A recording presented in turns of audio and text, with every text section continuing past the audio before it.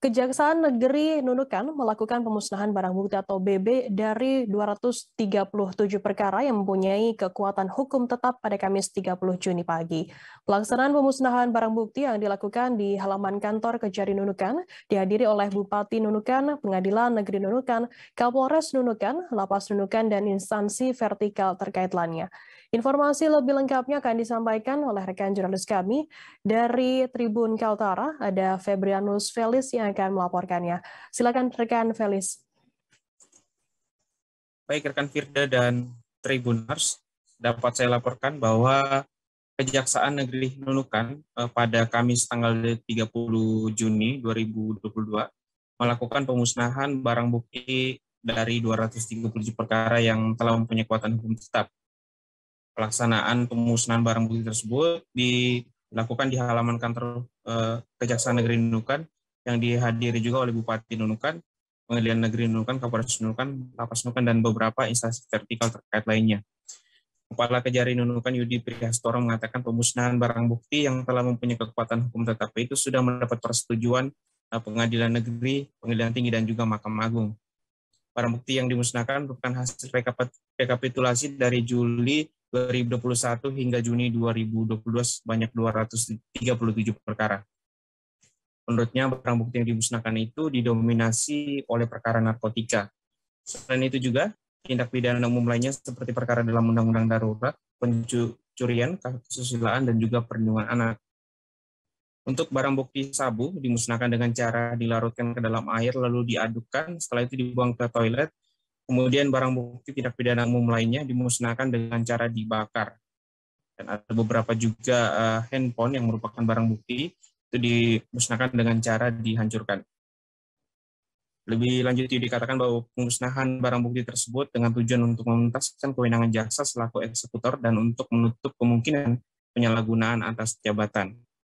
Demikian laporan sementara dari Nunukan, Kalimantan Utara. Felix kembali ke Firda di studio.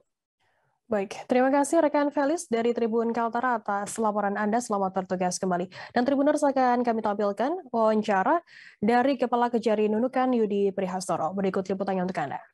Disebutkan Mbak, barang bukti yang dimusnahkan tadi 273 ya tadi saya. Tapi itu 37 pula. Hah? 237 Pak. 237 ya. Nanti coba dicek lagi sama Pak, terkait dengan rumah ya, balai rehabilitasi. Nah, itu gimana itu Pak? Kita udah diperintahkan dari pusat untuk di daerah itu untuk dibangun balai rehabilitasi, yaitu sesuai dengan kewenangan jaksa pemilik perkara dominus litis, bahwa nantinya ke depannya itu tidak semua perkara narkotika itu sampai ke pengadilan. Mungkin kalau dia memang pengguna, kita bisa masukkan ke balai rehabilitasi itu. Nanti namanya itu Balai Rehabilitasi Adiaksa. Nah, karena berkaitan dengan pendanaan dan lain sebagainya, maka kita diminta untuk mendorong pemerintah daerah, khususnya yaitu kabupaten maupun provinsi, untuk membangun tempat dan menyediakan lahan untuk pembangunan ini. Untuk pengorganisasian pengelolaannya itu nanti akan dibikin MOU antara kejaksaan dengan pihak Pemda, yaitu dengan khususnya instansi terkait yaitu Dinas Sosial dan Rumah Sakit, ya Polres dan BNN.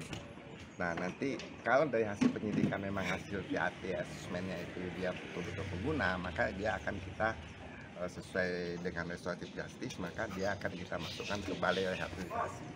Terus sementara mungkin kita kesulitannya itu masalah pendanaannya, itu kan diperlukan nanti pengobatannya, diperlukan makannya, diperlukan biaya dokternya.